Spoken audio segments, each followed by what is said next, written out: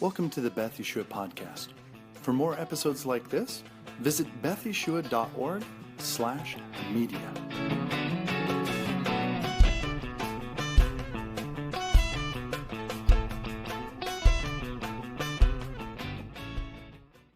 Hi, everybody. Welcome back to the Beth Yeshua podcast. I'm your host, Josh Rubenstein, and I'm here with my co-host, Shari Rubenstein. Hi, Mom. Hi. How's it going today? It's good. It's good. We're back in school, so I'm here in my classroom wearing the colors of my school because we wear blue on Fridays. But yeah, it's definitely a busy time, especially as we're coming up to the fall festivals too at Congregation. And next week I'm about to take a group of teenagers out of the state, actually on a big field trip. So lots of stuff. And I happening. get to go. And you get to go. That's right. You're going to go with us. That's going to be really fun. But I just want to do a little bit of housekeeping first. Hey, if everybody wants to see us and not just listen, you can go over to YouTube and check it out there, Beth Yeshua Sacramento or SAC. And then you also can find us on Spotify, and they do a video version of the podcast as well, if you want to check that out. And if you want to look at our website, that's bethyeshua.org.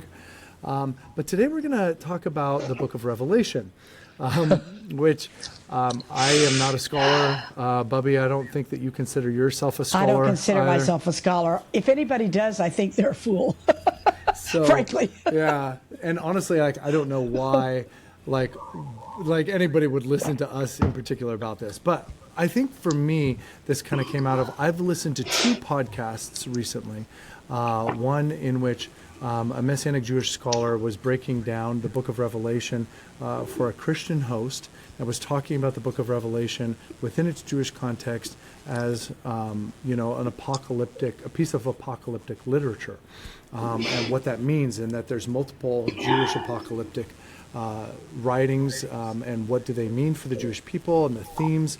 And then the second one was that I heard that First Fruits of Zion, their whole fall Bible study or Torah study that they're doing is actually on Book of Revelation.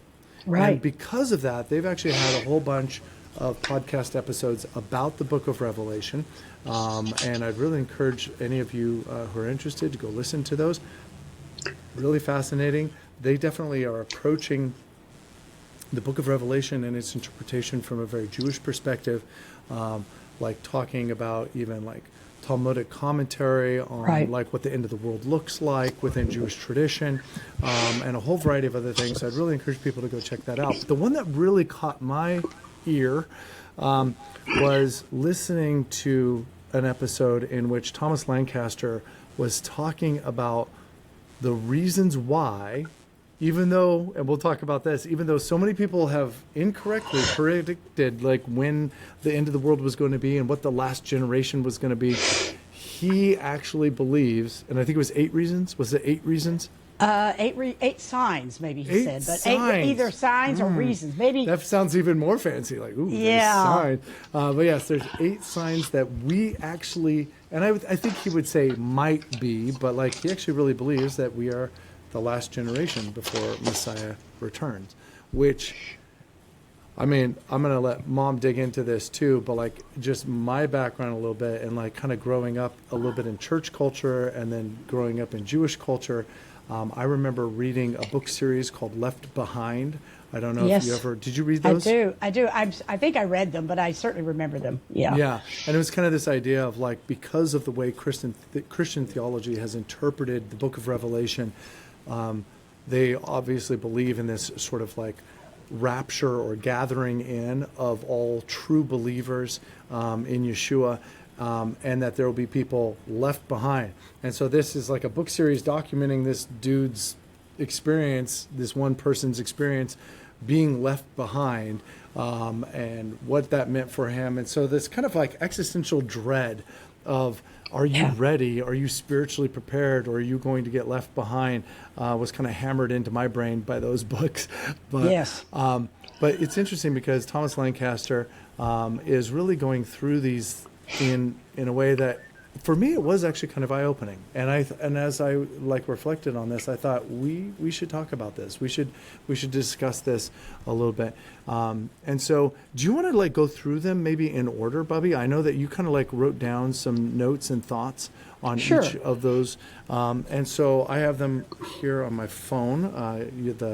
The list that you sent me, but I was wondering if you want to just like go through some of the stuff. And I think I'd like to precede it by just mentioning a few of the predictions that did not come to pass. Mm-hmm. And the main one that they talk about is Millerism.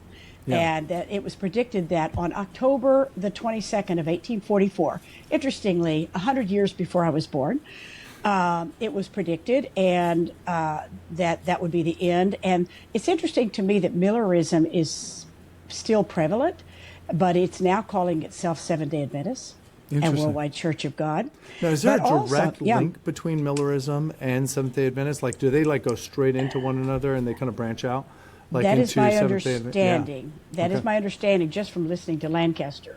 But I have not personally dug in to make sure that it was a continuum, that it didn't pick up at another time and someone say, hey, this was a good thing. They had it right. Now let's keep going. But I do know that Seventh-day Adventists are very much into prophetic and the apocalypse.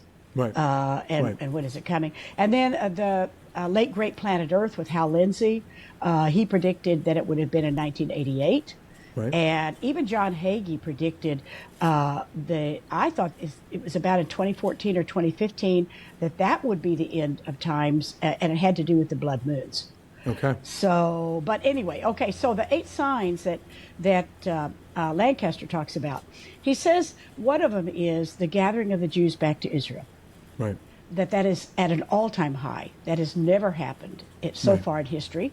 Whether it's going to become more as we go on, we don't know, but he's seeing that as a sign.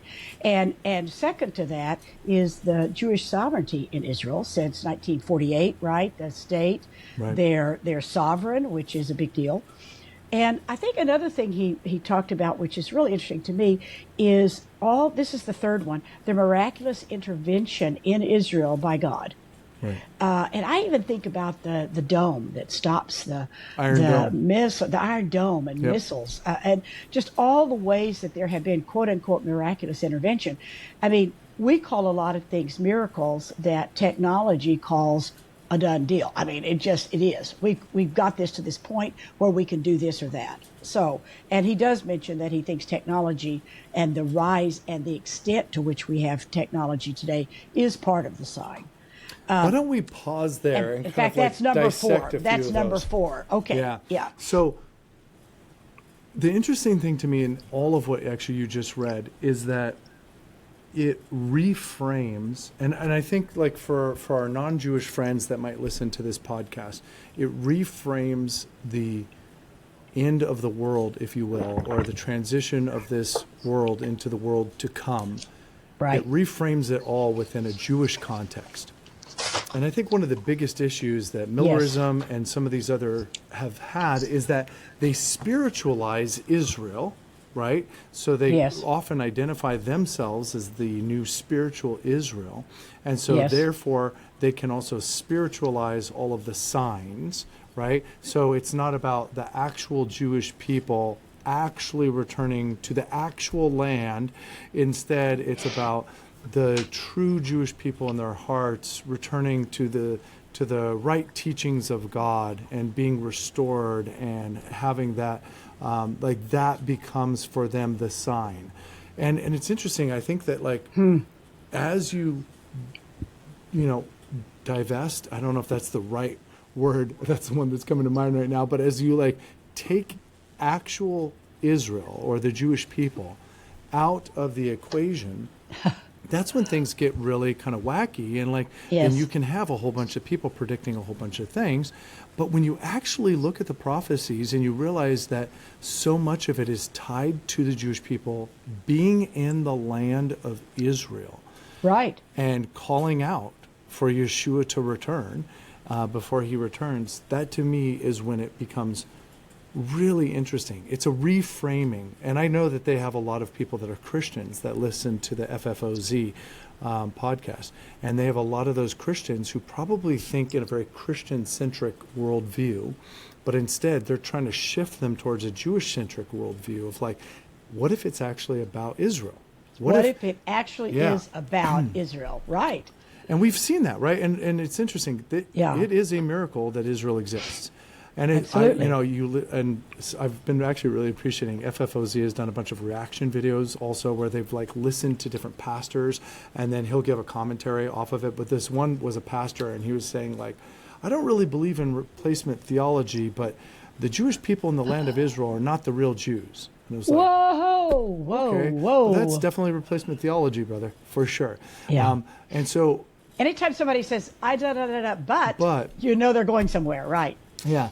And so like there's this reality of Israel should not exist, especially with all of the Holocausts, and there have been multiple Holocausts perpetrated against the Jewish people throughout history.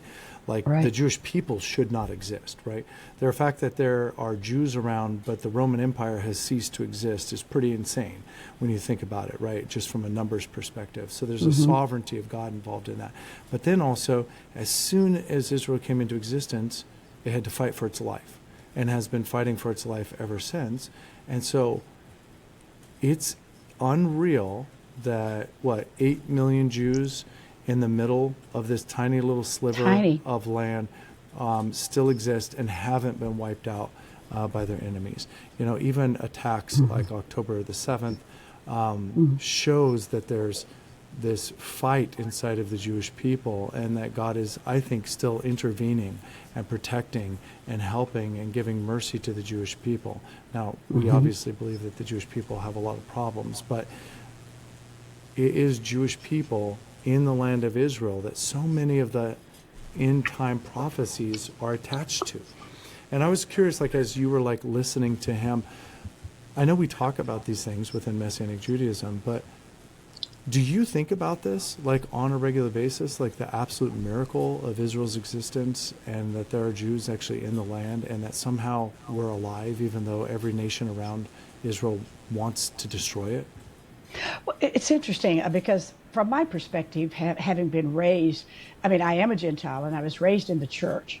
And I kind of still remember hearing things like, we're the new Jerusalem, we're the new Israel. Right. And so for me, it's been quite a turnaround. I feel like almost like a turnaround like Paul, Saul to Paul, where I'm saying, wow, it really is about the Jewish people. He's not just spiritualizing, and it's not just any of us who think we're Jews in our hearts. He's saying, I have this tiny little people that I have kept all this time, and I have had a mission for them to do, and nothing will stop them because I am the power behind who they are and what they're doing. And as you say, they're certainly not perfect.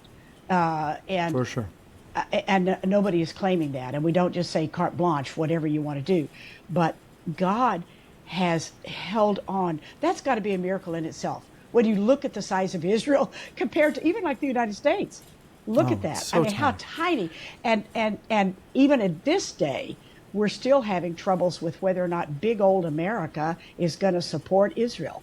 We go politically, we go back and forth on that one, regardless of who's in the White House, you know? Yeah, so often. So the first point then was that the people even are in the land, right? Is that what was the first one? The gathering of the Jews back to Israel, Jewish sovereignty in Israel, and I also think of Jewish sovereignty over Jerusalem specifically, that they actually have a sovereign hold on the actual historical capital, and are also obviously governing themselves. And then the miraculous intervention in Israel, which continues like over and over and over again. And then, so this global technology, which is point number 4. Yes. And he was actually like talking about like AI. Exactly. Specifically, in addition to a bunch of translating other... as we speak. I mean, I've had this happen where I had to talk to somebody and they were Ukrainian, and we can immediately put it in, and immediately I can find on my phone what the person said, and I can communicate back to them. Yeah. And who would have thought? It's like shades of Tower of Babel, right? Like, why did God confuse the languages in the first place? What is it that was the danger in us all having a common language? It was we were trying to pull God down to us essentially, and not just ascend to Him. But it gave us a sense that we were in charge. And so now I'm a little concerned that we're back to we can be one language easily just by holding up our phone. We can be one language and understand everybody. So anyway, that's kind of a side point to me about where this is going and how good is it? How important is it? I think for me, the global technology part is more tied to social media, because I think of how easy it is to influence the world. And you just see this writ large in, to me, the anti-Semitism right now that's everywhere online.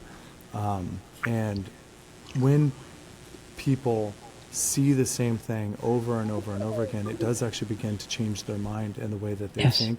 And I think that we're seeing that. I think that we're starting to see maybe an entire younger generation that's been raised with social media. And if you talk to them, I mean, I teach high school students, sometimes they believe the things that they actually hear on social media, even though they're like way out in left field, like crazy stuff. Just because they hear it over and over and over again. And some of it's sort of tongue-in-cheek, like, well, yeah, I believe X, Y, or Z. And it's like, but when you press them, do you really? And so it's really easy, I think, now to manipulate the masses. And I wonder about that, right? Because some of the things in the book of Revelation are about the manipulation of humanity by evil being able to, like, get a hold of the hearts of men and women. And to me, that's more of a sign that we could be headed that direction, where it'd be very easy for like one person who is like really dynamic to grab a hold of the hearts and minds of people and be that anti-Messiah that is written about. Okay, let's keep going through these. So, well, that one, I mean, I think we could talk forever about the technology, but also I thought in number 5, he's talking about there being an overwhelming fulfillment of Zechariah when, so it's, and he talked about all the nations being against Israel. I think we can say that, but we can almost say that for quite a while. Right. It's not just like right now, but it is bigger and worse than it's ever been. That's true. But doesn't frankly, the anti-Semitism feel worse? It feels worse, but I wonder if it could even get worse. It could get worse than what we have today, which is frightening to think. And back to the AI stuff, it's like we have so many people that call themselves influencers, that literally get a hold of people's minds about this is why we need to be against Israel. This is, so at any rate. I mean, you even hear like some of the old tropes that Hitler used, that the Jews are in charge of the banking system and they secretly run the world. And they're like a global Zionist entity that desires to crush humanity and enslave all humankind. It's real demonic. It's like real evil stuff. And you can see that being parroted by people online. And it's unreal to me, the whole like blood libel thing, even of like they're the murderers of Messiah, and so they are cursed, and like all of these things are still around and alive, like all of these years later, and being spread through the internet really easily. Yeah, it is wild. What do you think about? I know this probably touches on something that we've kind of talked about recently, but one of the things that happens is we tend to get so familiar with the topic that we change the dynamics of it. And so we have movies out there that are demon hunters. Okay, sorry. But, I mean, and it's really caught the imagination of even young children.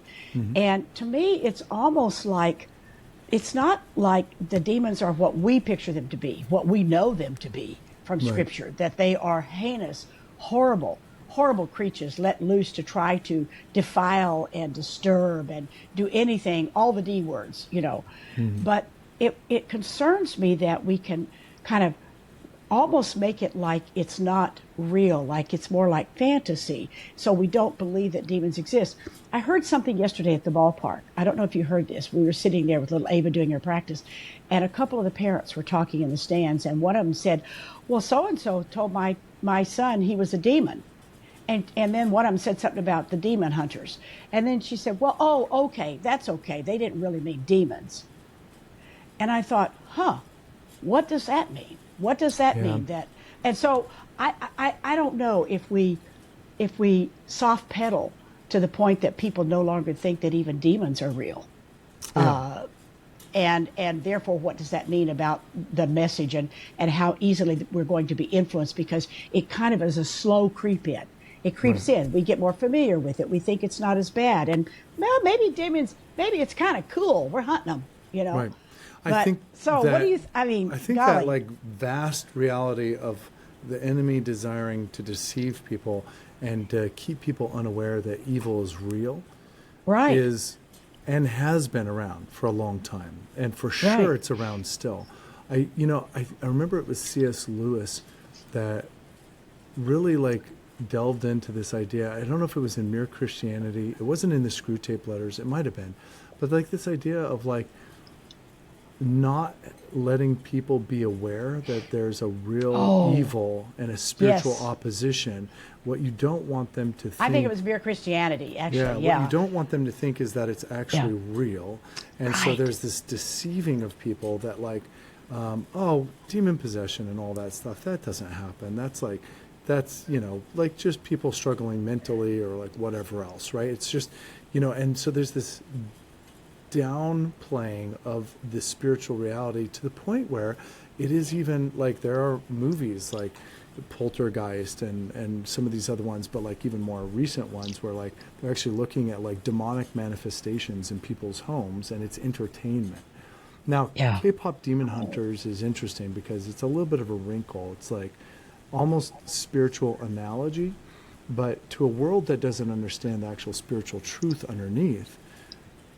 Right. Yeah. I mean, it really conflates the reality of like a person makes a lot of bad choices in their life and they become a demon. No, you get separated from God, and the only way to actually be reconnected is to repent, is to teshuva, is to come back and say, I was doing the wrong thing. And there's grace for that. Like God is willing to forgive at any moment. But instead what it does is it either makes them think that like demons are not real and kind of a joke, or demons are so powerful and so mighty that they must be feared. And that kind of is what this movie is doing, even though I believe some of the script writers were actually believers, and they were trying to open people's eyes to the reality that like some of these K-pop groups and these other major rock stars and celebrities that people follow are idols. You're following somebody that's not God. You're following a person, and they can be manipulated. They can be manipulating you. I know I've been at concerts where it definitely felt like worship, and it wasn't worship of God. Really? Okay. It wasn't worship of God. It wasn't worship of God, man. And for sure, like if you're worshiping and you're not worshiping God, what are you worshiping? Yeah. Anyways. So yeah. Okay, sorry, I didn't mean to get us off on that, but that's really relevant, like right now, especially because you have young kids. I think too, and they're into very it. Relevant. So like I sat down with my son after we had watched it. He watched it, we watched it, and then I said, okay, these are all the things that they almost got to the truth. Exactly. Now these are the things that are true. At one point, the lead character has a revelation that she needs to stop hiding the broken part of her life. And she needs to like kind of like just take accountability. Now the part that they get wrong is she almost takes pride in it, and that's not, like instead it should be repentance instead of pride. It should be like, I recognize that there's this brokenness in me, and hiding it, all it does is increase the shame so that I feel trapped. That was the good part of the message. The bad part of the message was, what do you do then? You confess. You bring out the truth, and you actually like make it available to everyone so that you actually can be freed from the sin and the shame, right? And then the other thing that's really mixed in the movie is it's because her parents, one was a demon and one was a human. And it's like, well, the Bible does actually talk about that. That's not great, right? But that's nothing that she would have done. And man, that's a really weird one. I know the rabbis delve into that a lot, but we're not going to on this podcast. We're going to walk away from that. Anyways, it's good to sit down with your kids and have conversations, realizing that there's a real evil and there's a real good in this world. Yes. And try to help them understand as the world is like kind of making either a mockery of the enemy or overinflating what the enemy can actually do. No, he's actually not in charge. Yeshua is in charge. Yeshua has the keys Thank to sin God. and death. Yeshua is in Yes. charge, and by his name, you can call on him and he will set you free no matter what evil is coming against you. So we have to remember those things for sure as we have those conversations. Now, this one, number 6, That's an interesting one. really took me by surprise. Yeah. Because I was like, world population? Okay. Yeah, well, Talmud, they speak of Talmud talking about there being a fixed number of souls to be born. Yeah. And so one of the comments they made was, well, if there's a fixed number and we're getting to the bottom of the barrel, are we getting the dregs? And Right. then another comment was, no, to the contrary. Au contraire, souls want to be here for this time in history. So the souls that are coming are amazing. We've got, and I don't necessarily believe that there's a fixed number of souls, but I do think That's it's what I wanted to interesting. just talk about really quick. Yeah. What does that mean? Like, and it's interesting that the rabbis wrestle through questions like this, right? Because Absolutely. I don't know that I've ever had a theological conversation with a pastor about, like, do you think that there's a fixed number of souls that God is going to create or has already created that will exist on the earth, and like once that number is full, like that's it? It brings up like other scriptures, like the fullness of the Gentiles has to come in so that all Israel can be saved, or And by the before way, all Israel can be saved. my understanding of the fullness of the Gentiles is not the fullness of the Gentiles in a positive way. It's the fullness of the Gentiles in a negative way. Right. The impact. Interesting. The impact of the fullness of the Gentiles is kind of, I don't remember exactly where I got it, but in my studies, that's something that was a perspective on that particular scripture. Not really being what interesting. some people think of, well, God's giving the Gentiles all this time to come in, and then he's moving on. But they're talking about the negative impact Talking of about Gentiles. pride, like But- their, well, their and spiritual just- pride, or and just them being against Israel, oh, against his people. That when the fullness of that is done, he's moving to the next step. Not Okay. not that X number of Gentiles coming to faith and allowing Gentiles in type thing. okay. Was that like a anyway, commentary on Romans or something that you read? Yes, and it's during my studies when Yeah. I was at the yeshiva, and so I don't know exactly where I got it. Literally, I'd have to go back to my notes or whatever book I got it from, but I really think that one bears study. That one bears study when we talk about the fullness of the Gentiles, because I really think it's being misinterpreted. Yeah. Interesting. So, but if there is, I have been commenting for a few years, maybe not to you, but I'm really kind of in awe of the new generations that have been coming in. I'm seeing kids that have giftings and abilities that just like right off the bat. I mean, I'm seeing like 2-year-olds doing math problems that who could understand that at 2 years old?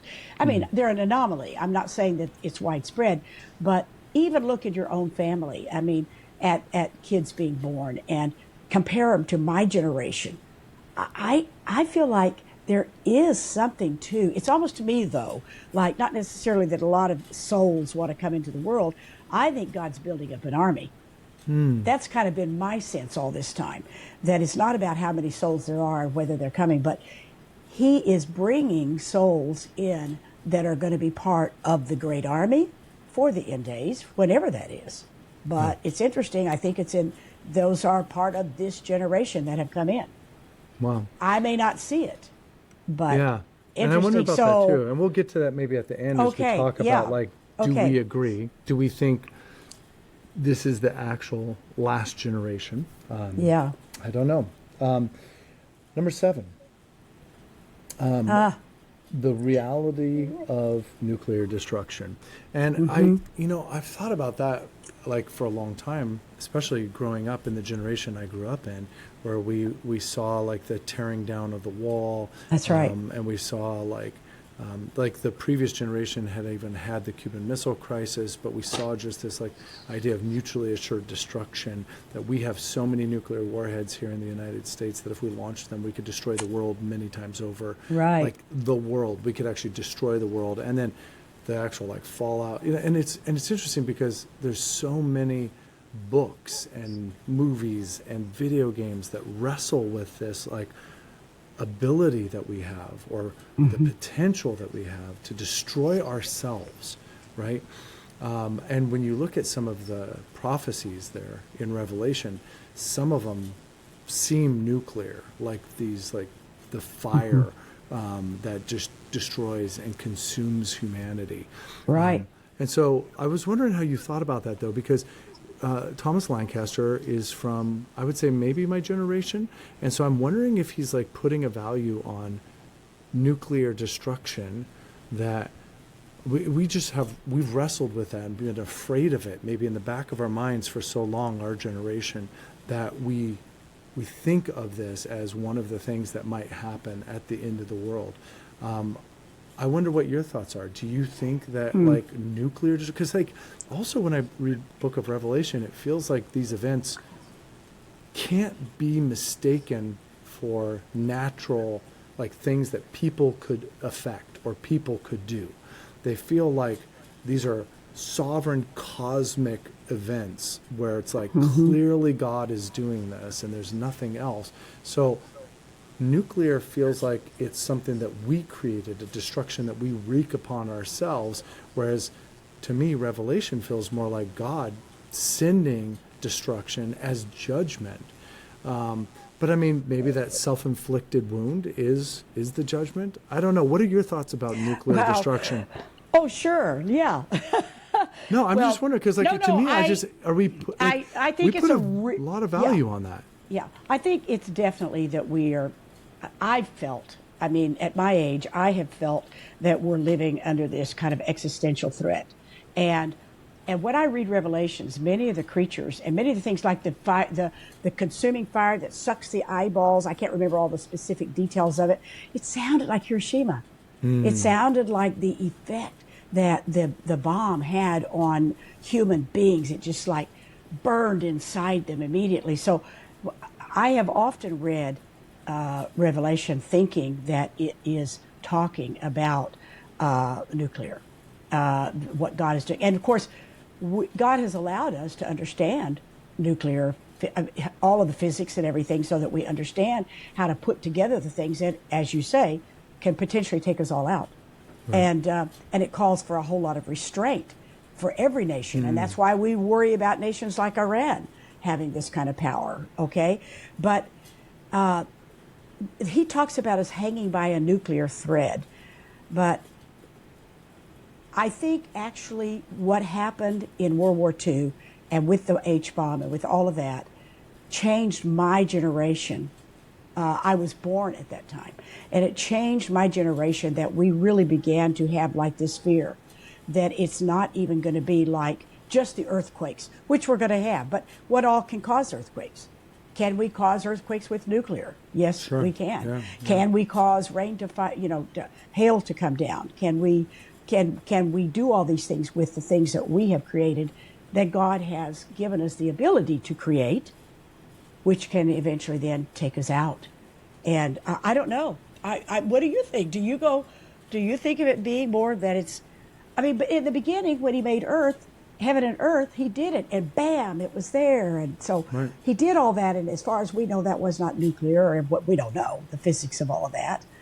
But to me, the judgments feel supernatural and disconnected from human intervention.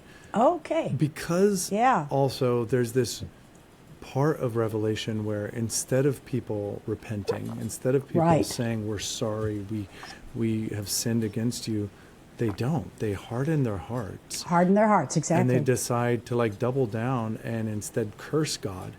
And even it says like many of those who consider themselves believers like fall away. And so I think of it like the signs and the destruction almost become a stumbling block. It's like, why would a good God allow X, Y, or Z to happen? And I get that question. I understand the place that it's coming from, because we're like, God should be just. God should be fair. God should be loving. God should be kind. Yes, but like their injustice is also a standard for behavior, and Yes. if people aren't doing it, then there have to be consequences, right? That's the way that the world is currently designed to work. That there's even built-in natural consequences, and so I think that like it makes sense to me that humans would experience a bunch of crazy stuff like meteors hitting the earth and other stuff that are like massive, and they would like curse God, even though it's And that used to be a fear. That was used Yeah. a fear for a long time. Yeah. well, yeah, and it still is. Like if you actually like Yeah. look cosmologically or whatever, like people are like, yeah, there's like tons of narrow misses, and like know. we're able to see things really far away, and so like yeah, we actually could have warning that one could be coming, and we wouldn't be able to do anything, and it would just wipe out a big chunk of the earth, and it's like I don't know what to do with But see, all to that. me, that shows that it's kind of like God protecting Israel, like the dome. What'd you call it? What kind of dome Iron is it Dome. called? Iron Dome. Yeah. It's like God has an iron dome over what He wants to happen and not happen. If True. He wants meteorites or whatever to hit us, they will hit us, and they will be part of the destruction Right. that He has that He knows will be. Your dad, Rabbi Rube, used to talk about how this is a broken world. What we talk about is God a good God. God still gives us free will. And we're operating in a broken world. And our response to a broken world is sometimes a brokenness inside ourselves that cause us to do things that then we look back and say, well, why did you allow that, God? But then on the other hand, I mean, I've had this conversation with your 10-year-old son about why does God give us free will? Why Right. doesn't He just Right. make us do right? The good things, right? Yeah, I understand that, So okay, so anyway, that And to it's me interesting. that's I think a it was factor. C.S. Lewis that wrote. He could have created a world Yeah. in which that happened, but in this world, love, the ability to love, to make a choice to love, is tied to free will, and that free Yes. will, in order for it to actually be free, means that you can use it for good or for evil. And so Well, we could yeah. say like, man, I wish we lived in a different world, but this is the world we live in. Yeah. So I want to just mention one little thing here, which I thought was a little bit odd. One of the comments, I can't remember the name of the guy that was kind of hosting Thomas Lancaster, but he yeah. talked about he has a fascination for aliens. yeah, And I thought, what does that mean when he said he had a fascination? As he talked about it, it sounds right. But so many people, there are many cults that are looking at the end times as being a time when there really is life out there on other planets, and that's when God is sending it down, and that's what we're seeing during that time, which I think it's kind of, I don't know. To me, it's like magical thinking. It's like, how can we can't even deal with this world. How can we bring in a whole nother set of rules and a whole nother set of worlds maybe we're seeing him as an intervention. I don't know. But at any rate, I thought it was kind of an odd comment from him, and I'd really like to know where he stands on that. I mean, I kind of yeah. That's like a generational thing too that I've noticed is that it's I more even, of a more I even modern. wrestle with that because like I don't know if you've seen some of the crazy things, some of the videos Well, and other things, I have. right? Yeah. And some of those The are lights really in the sky, interesting. and yeah. Yeah, but like some of them seem to be very like physical rather than just like spiritual manifestations, maybe of demonic realities. So like it's really hard for me to wrestle through too of like, what am I seeing here? Yeah. And this actually kind of to me begs the point at the very end that I wanted to bring up was, so what? Like, I get that people are fascinated with the end of the world. I get that people are fascinated with aliens. Yes. But I feel like sometimes we're fascinated with these things so that we don't have to focus on the actual hard work of what it means to love God and to love other people.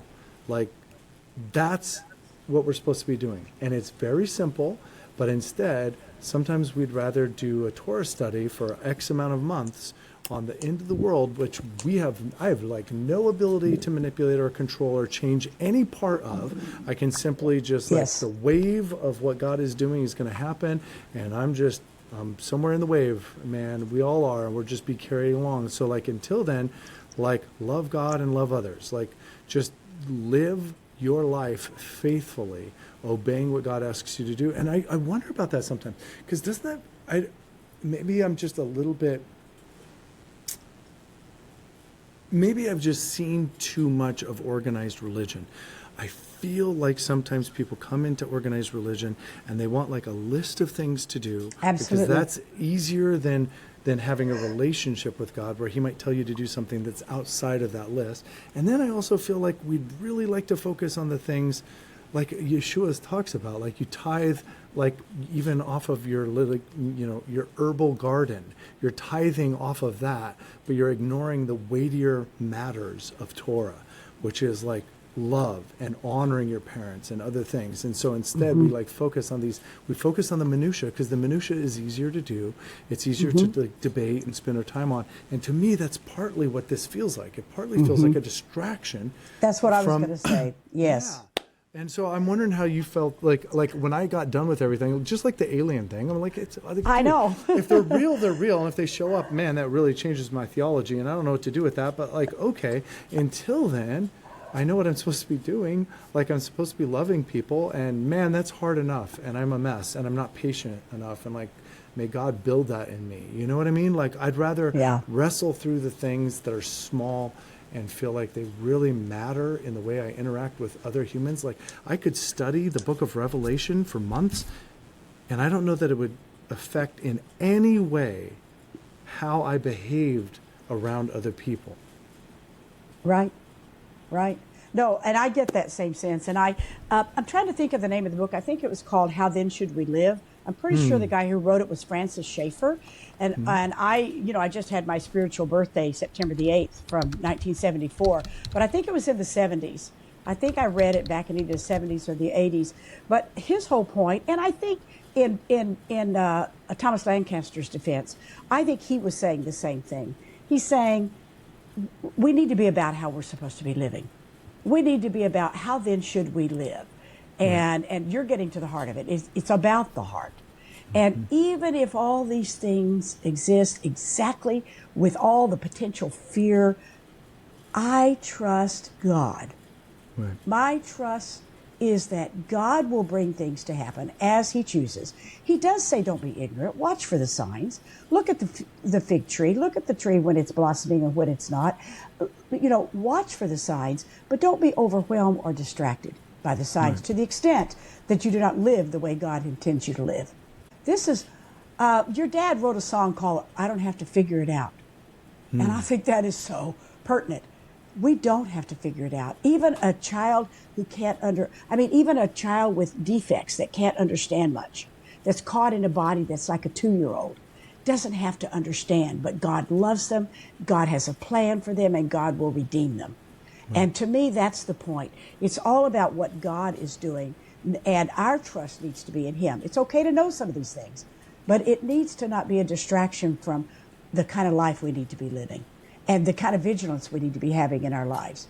And yes, will he come like a thief in the night? I think he will. Even with the best signs, I think he'll come like a thief in the night. Yeah, and we've got to be prepared. Yeah.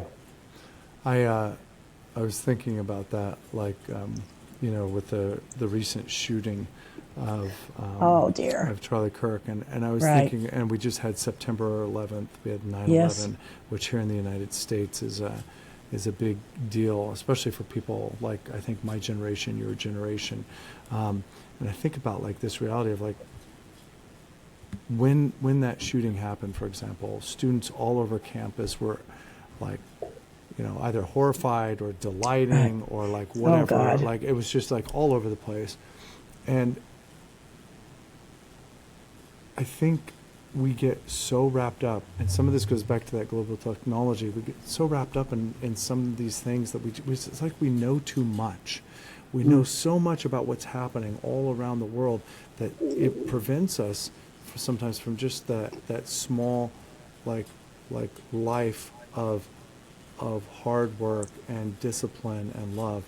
I don't know.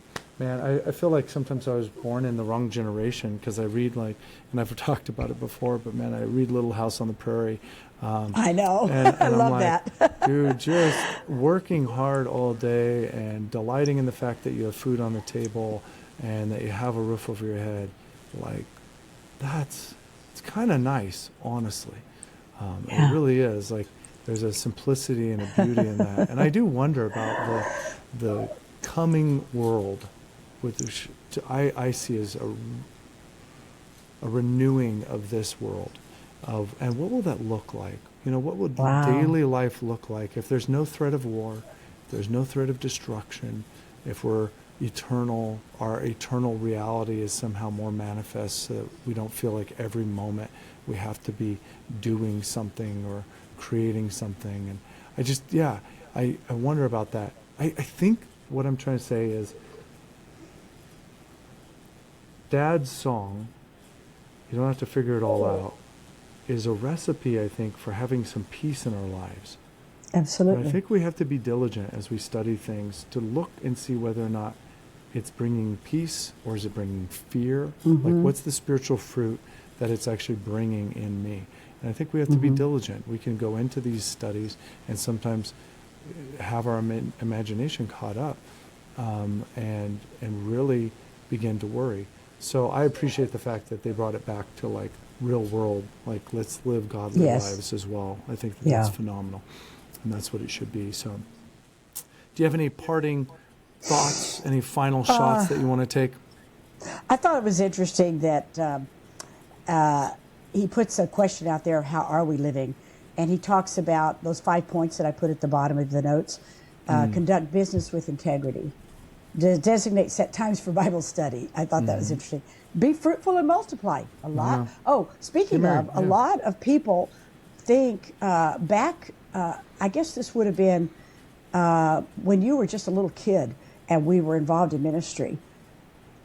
Well, a lot of our friends, they didn't even think the kids should go to college because they thought we were in the end times. That was 50 years ago. Yeah. They thought we shouldn't just kind of keep on moving. We should consider that we were in the end days and it should change things. But I thought it was interesting. People didn't even think that you should have children. Yep. You shouldn't be having children because it's such a horrible time. Some are saying you shouldn't even be marrying during that time. But This is interesting because that's come around again. But It I think with has. more of a selfish twist. It's not like because it's the end of I the know. world. It's because because I want to be dual income with no kids, or I want to be able I to know. like live my best life, and I don't want a kid in the way. And it's like, wow, okay, man, like you're going to be old at some point, and that family tree will be dead. And what are you Yeah. going to do? Like, I know. yeah. But I do think it does cause us to think about how we're living, and the values have to do with building our character. And our character is built by showing God's love to ourselves and also to others, but loving God first and foremost. And when we love, we trust. And if I cannot trust that God is sovereign and He created all of this, if He could tell it to be written enough for it to be written down, what's going to happen. But the bottom line is, the end of the book, there's going to be it's going to be heaven on earth. God is going to create that. That's the last chapter of the book. Right. And when people thought maybe Revelation the books shouldn't have been canonized, I think that's wrong, because I think people need to see the hard times will come, but the end result is God wins. And if you love Him, you win. Yeah. Amen.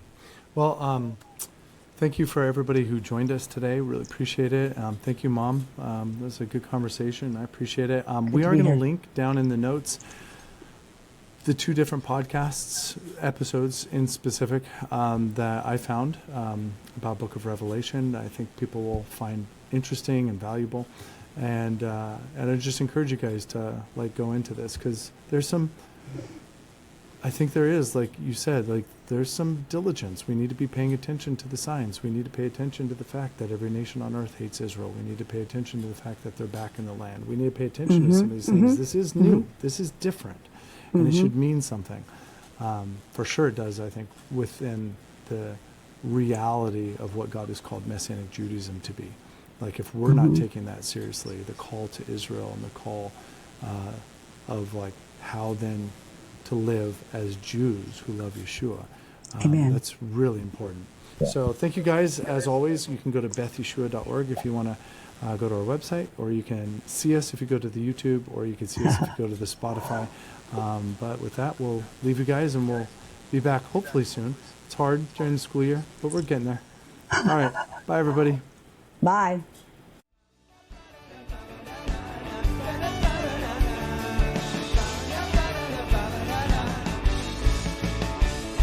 Thank you for listening.